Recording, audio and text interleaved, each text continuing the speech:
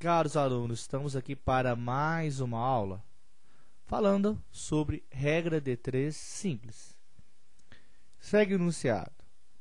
Utilizando-se 10 máquinas, é possível asfaltar 20 km de estrada em 160 dias.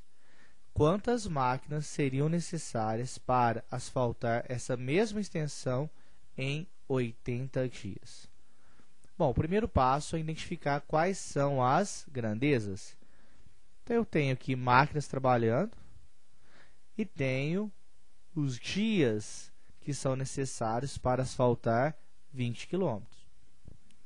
Então, ele fala que 10 máquinas vai asfaltar em 160 dias. E fala o seguinte: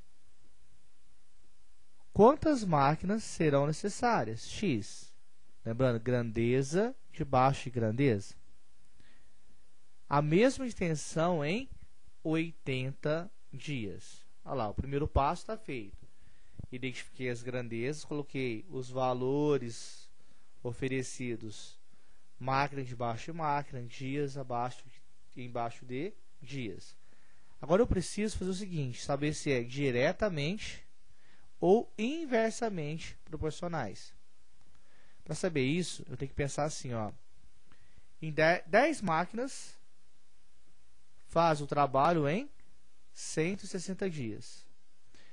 E para fazer em 80 dias, eu preciso de mais ou menos máquinas? Essa é a pergunta. Bom, 10 máquinas faz em 160. Se eu diminuir a quantidade de dias e o tamanho da estrada é o mesmo, eu vou precisar de mais máquinas. Então, as grandezas são o que? Inversamente proporcionais. Então, já sei que as grandezas são inversamente proporcionais. Vamos só fazer o desenho aqui das setinhas para identificar se as setinhas são, que as grandezas são inversamente proporcionais, para facilitar depois a minha visualização. Aí eu poderia até esquecer o enunciado. Bom, se elas são inversamente proporcionais, as setinhas têm que estar desenhadas cada um para um lado. Então, se eu colocar essa primeira voltada para baixo, a outra tem que fazer o quê? Colocar voltada para cima. Se eu olhar aqui o exercício nesse momento, sem olhar o enunciado, uma setinha está cada uma para um lado, uma para baixo, uma para cima, não importa qual, eu sei que essas duas grandezas são inversamente proporcionais. Então, lá, são inversas. Como que eu resolvo, então, esse probleminha? Da mesma forma, mantenho aqui tem um x, fixo ela, 10 sobre x é igual. Cuidado agora, eu tenho que descer a outra coluna. Só que se é inversamente proporcionais, eu tenho lá 160 e 80, eu vou inverter. Vou colocar 80 sobre 160.